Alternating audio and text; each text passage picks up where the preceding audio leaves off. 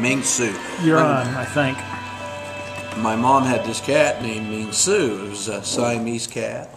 So she really loved this cat, just babied it constantly. So one day, my dad and I were working at the railroad, and we were working a second shift.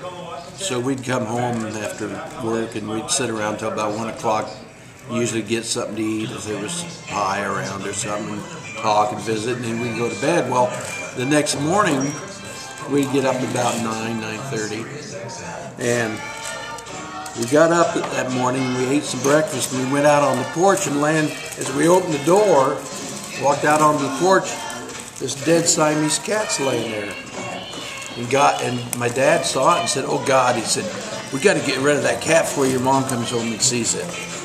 We'll just tell her that we took care of it, that it died." And I got to looking at a cat, and Ming Su, my mom's cat, was kind of a small female. And I got to looking at this cat, and I thought, God, I said, "Dad, that cat's too big to be Ming Su." And he said, "Well, it's bloated. That's what's wrong with it. It's bloated." And I said, "Well, yeah, but," I said, then I looked and I saw its testicles, and I said, "Well, hell, it's a male cat. Look there." He said, "Well, what sick bastard would throw that cat up on our porch? Probably somebody to get mom," because she used to have some college kids lived in a commune across the street from us.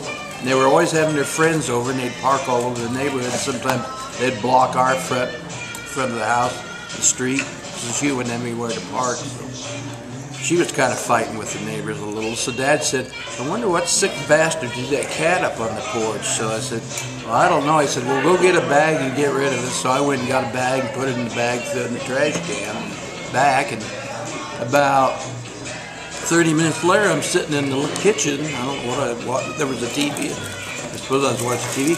All of a sudden, the back door opens, and I thought, wait a minute, Dad's in the front room.